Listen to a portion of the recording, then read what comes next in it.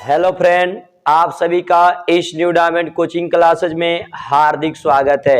आज हम लोग क्लास 12th के फिजिक्स के पार्ट 9 को पढ़ेंगे। आज का हम लोगों का टॉपिक है वैद्युत क्षेत्र, इलेक्ट्रिक फील्ड। वैद्युत क्षेत्र किसे कहते हैं, ये क्या होता है, इसको ध्यान से सुनेंगे।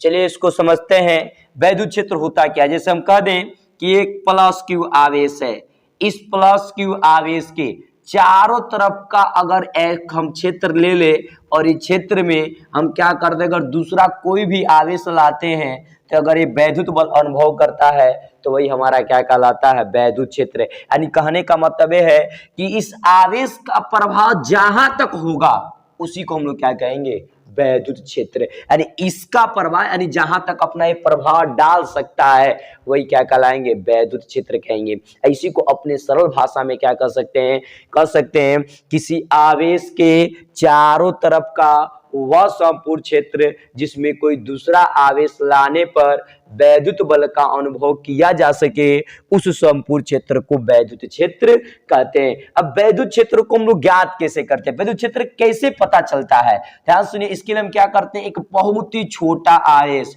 जिसको हम लोग बोलते हैं यानी प्लस क्यू नॉट, इसको हम लोग बोलते हैं परीक्षण आवेश। परीक्षण आवेश का मतलब टेस्ट चार्ज, यानी ये परीक्षण क्या है, आवेश है। इसके द्वारा क्या करते हैं, ये पता किया जाता है कि कहां पर आवेश है और कहां पे आवेश नहीं है। तो इसको हम लोग ज्ञात करने के लिए क्या करते हैं, बहुत ही छोटा आवेश है, इसको इसके तरफ हम क्या करते हैं, लाते हैं। देखिए इतना छोटा आवेश है कि अगर इस पे थोड़ा सा भी बल लगे तुरंत इस पे प्रभाव दिख जाएगा। जैसे हम क्या करते हैं, गुब्बारे पे, अगर गुब्बारे को हम क्या कर दें, फुला के अगर रख दें तो उस पे हल्का से ही फूंक मारेंगे, वो फूंक द्वारा भी उस पे क्या है, बल का प्रभाव दिख जाता है कि इस पे कोई ना कोई बल लगाया है। ठीक उसी प्रकार ये आवेश इतना छोटा है कि अगर इस पे यही आवेश अगर हल्का सा भी बल लगाएगा तुरंत इसका प्रभाव इस पे क्या हो जाएगा, दिख जाएगा और हमें पता चल जाएगा कि वहां पे वैद्युत क्षेत्र है। तो अगर इसको हम ऐसे भी समझ से, जैसे आप लोग देखे होंगे, अगर हम क्या करते हैं, रात के अंधेरे में कहीं जाते हैं, अगर सड़क सुनसान है तो अगर थोड़ी सी भी अगर कहीं से खड़खड़ाहट उत्पन्न हो जाती है तुरंत हम लोग डर जाते हैं, डर जाते हैं कि यहाँ पे कोई भूत हो सकता है। तो इसी प्रकार ये आवेश उतना छोटा है कि अगर तुरंत इसके पास जाएगा, अगर थोड़ा सा भी ये बल लगाएगा तुरंत वहां से भागने लगेगा, जैसे कि उसने बहुत ही बड़ा क्या दे दिया हो, बल लगा दिया, नहीं बहुत ही अधिक बल लगा दिया। तो ठीक उसी कहने का मतलब, इसके अंदर कहने का मतलब बस एक ही कहना चाहते हैं कि इस आवेश के द्वारा हम वो छोटे से छोटा इसका क्षेत्र पता कर सकते हैं जहां पे बहुत कम बल लगाता है। तो इस प्रकार हम अगर इसको और अंदर लेके आए, यहाँ पे लाए तो यहाँ पे लाए तो ये क्या है, कोई प्रभाव नहीं डाला, कोई प्रभाव नहीं डाला, तो इसका मतलब इस चार्ज का यहाँ पे थोड़ा सा भी प्रभाव नहीं है। इसको और अंदर ले गए, अगर जैसे ही यहाँ पे ले गए तुरंत इसे बाहर की ओर धक्का देता है, और तुरंत बाहर की ओर धक्का देता है, इस पे इसका प्रभाव दिख जाता है। ऐसे हमें पता कर लेते हैं कि यहाँ पे वैद्युत क्षेत्र है। तो हम क्या किए, ये आवेश है, हम क्या किए, ये दूसरा आवेश है, इसके अंदर लाए, यहाँ पे विद्युत बल का अनुभव हुआ, तो कह सकते हैं यहाँ तक का क्षेत्र हमारा क्या है, वैद्युत क्षेत्र है। इसी प्रकार हम चारों तरफ से परीक्षण क्यू आवेश को लाकर हम वैद्युत क्षेत्र की क्या कर सकते हैं, पता कर सकते हैं। इधर से भी इस क्यू नॉट को लाएंगे, यहाँ पे बल अनुभव होगा तो कह सकते हैं यहाँ तक वैद्युत क्षेत्र है। तो इस प्रकार हम चारों तरफ से वैद्युत क्षेत्र को खोज सकते हैं, यानी उसको पता लगा सकते हैं।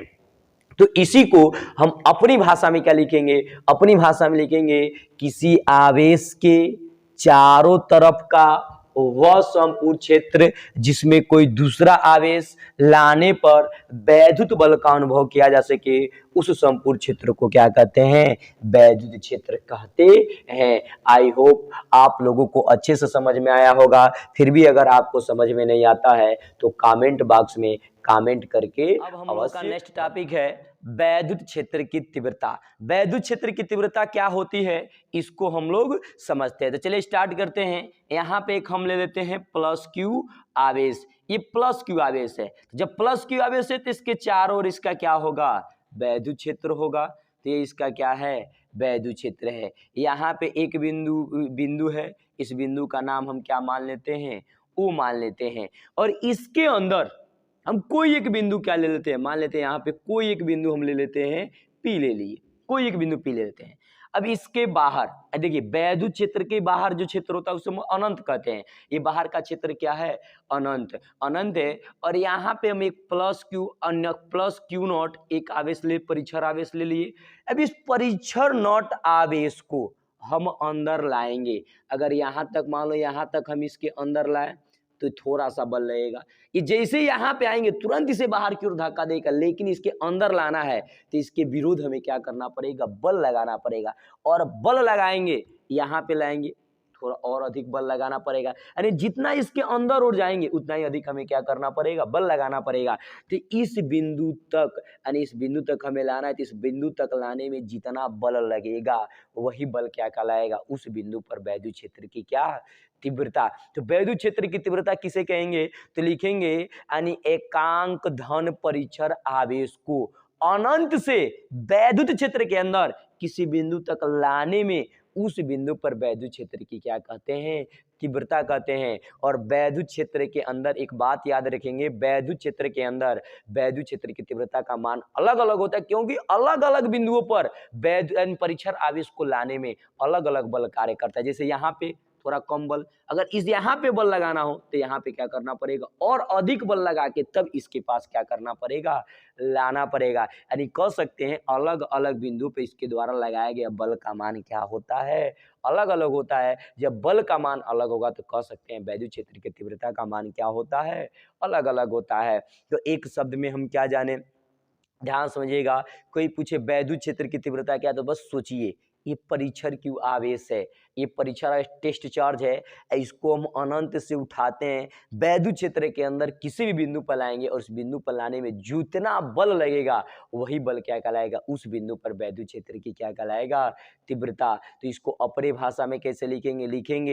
लिखेंगे कि एकांक धन परिचर आवेश को अनंत से वैद्युत क्षेत्र के अंदर किसी बिंदु तक लाने में लगने वाले बल को उस बिंदु पर वैद्युत क्षेत्र की तीव्रता कहते हैं। इसको दूसरे भाषा में हम क्या बता, दूसरे भाषा में बता सकते हैं कि वैद्युत क्षेत्र के अंदर किसी बिंदु पर वैद्युत क्षेत्र के परिमाण, वैद्युत क्षेत्र के परिमाण का मतलब वैद्युत क्षेत्र के मान को उस बिंदु पर वैद्युत क्षेत्र की क्या कहते हैं? तीव्रता कहते हैं। कहने का मतलब यहाँ पे वैद्युत क्षेत्र कुछ अधिक होगा, यहाँ पे कुछ कम हो गया, यहाँ पे कम होगा, धीरे धीरे इसका मान क्या जाएगा? कम। तो अलग अलग बिंदुओं पर वैद्युत क्षेत्र की तीव्रता का मान क्या होता है? अलग अलग होता है।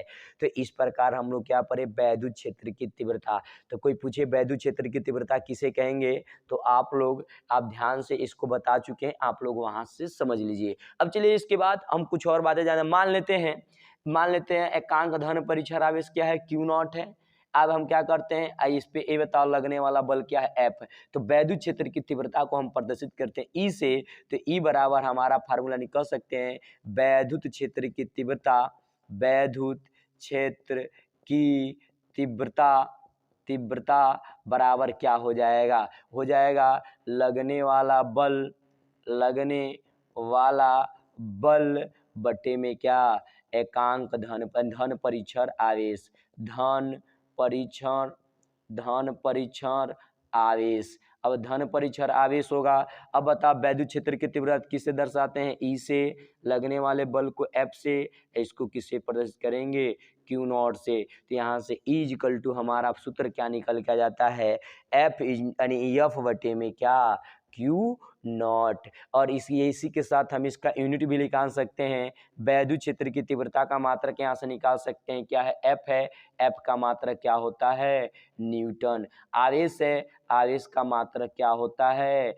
कूलाम। तो हम कह सकते हैं कि वैद्युत क्षेत्र की तीव्रता का मात्रक न्यूटन प्रति क्या होता है? कूलाम। यहाँ से इसका बीमा भी निकाल सकते हैं, अर्थात इसका बीम्य सूत्र भी निकाल सकते हैं। यहाँ से इसका बीम्य सूत्र क्या हो जाएगा? न्यूटन का होता है एम एल टी पे पावर -2, और कूलाम अर्थात कूलाम का होता है ए इंटू टी। अब यहाँ से इसका हम बीम्य सूत्र पढ़ सकते हैं, एम यहाँ पे एल है और टी ये ऊपर चला जाएगा माइनस, तो टी पे पावर माइनस कितना जाएगा? 3, ए पे पावर माइनस क्या? 1। तो ये वैद्युत क्षेत्र की तीव्रता का क्या है? बीम्य सूत्र है।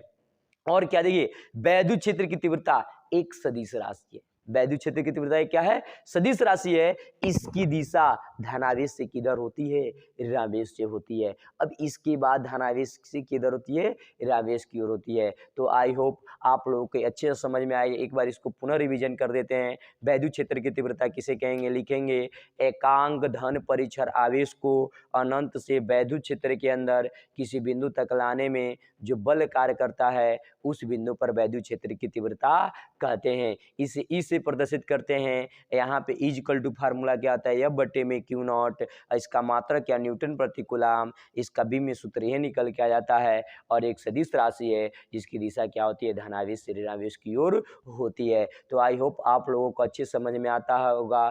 फिर भी आपको अगर कोई दिक्कत हो, अगर आपको लिखने में प्रॉब्लम होती है तो इस वीडियो का नोट्स आप मेरे दीवार स्क्रीन पे दिए गए या डिस्क्रिप्शन में दिए गए मेरे व्हाट्सएप पे SMS करके इस वीडियो का नोट्स आसानी से ले सकते हैं। तो चलिए अब इसके हम नेक्स्ट टॉपिक को पढ़ते हैं। अब हम लोग नेक्स्ट टॉपिक को पढ़ते हैं, वैद्युत क्षेत्र की तीव्रता तथा आवेश में संबंध। इसी को आपको पेपर में दूसरे प्रकार से पूछा जा सकता है, बिंदु आवेश के कारण वैद्युत क्षेत्र की क्या तीव्रता। तो चलिए इसको समझते हैं। बिंदु आवेश के कारण वैद्युत क्षेत्र की तीव्रता का सूत्र आवेश के पदों में क्या होता है। चलिए इसको स्टार्ट करते हैं। सबसे पहले यहाँ पे अगर हम एक प्लस क्यू आवेश ले लें तो प्लस क्यू आवेश ले ले तो इसके चारों ओर इसका क्या होगा, वैद्युत क्षेत्र होगा। मान लेते हैं इसका ये क्या है, वैद्युत क्षेत्र है और ये बिंदु क्या है, ये बिंदु O है। अब मान लेते हैं इससे r दूरी पर, इस आवेश से r दूरी पर एक बिंदु क्या है, P है, जहां पे हमें वैद्युत क्षेत्र की तीव्रता का मान क्या करना है, ज्ञात करना है। अब क्या करेंगे, इस धन परिचर आवेश को हम क्या करते हैं, अनंत से वैद्युत क्षेत्र के अंदर बिंदु P तक, यानी मान लेते हैं प्लस Q0 को मैंने यहाँ तक ला दिया है। यानी लाने में, यानी इस बिंदु P पे हमें वैद्युत क्षेत्र की तीव्रता का मान क्या करना है, ज्ञात करना है। तो इस प्रकार हम यहाँ से ये बताइए, जब इसके यहाँ पे ला जाएंगे तो इसके दो आवेश हो गए, प्लस Q और प्लस Q0, तो इसके बीच बल लगेगा ना, तो हम क्या कह सकते हैं प्लस Q आवेश द्वारा बिंदु P पर लगने वाला क्या, बल। तो क्या लिख सकते हैं प्लस Q आवेश द्वारा बिंदु P पर लगने वाला बल। यथा लगने वाला बल F इक्वल टू, बताओ क्या आ जाएगा, F इक्वल टू फार्मूला था 1/4 पाई एप्सिलॉन नॉट। यहाँ पे Q1 की जगह पे क्या है, प्लस Q, आ जाता है Q2 के जगह पे क्या है, यानी Q0 बटे में R का क्या, स्क्वायर। इसके बीच की दूरी कितना, R। इक्वेशन नंबर हम क्या मान लेंगे, फर्स्ट। अब इसके लिए हम एक फार्मूला जानते हैं, वी नो दैट। अभी इसी वीडियो में हम लोग जस्ट पढ़े हैं। इसके लिए फार्मूला क्या होता है इज इक्वल टू F बटे में क्या, Q0।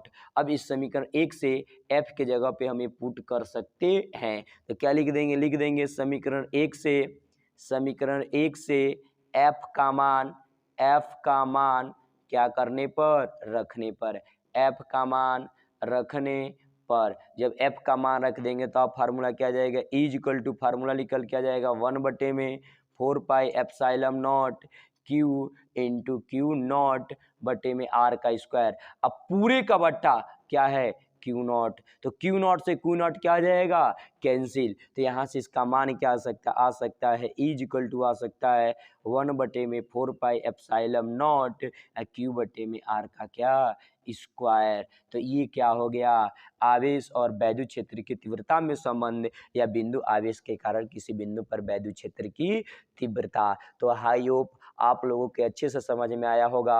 अगर आप लोगों को अगर दिक्कत होती है, इसमें किसी प्रकार की कोई दिक्कत होती है तो कमेंट करके बता सकते हैं, या डिस्क्रिप्शन में दिए गए मेरे व्हाट्सएप नंबर पे कॉल करके या SMS करके इस पे डिस्कस कर सकते हैं। और साथ साथ अगर आपको वीडियो अच्छी लगती है तो लाइक, शेयर और सब्सक्राइब करना ना भूलें।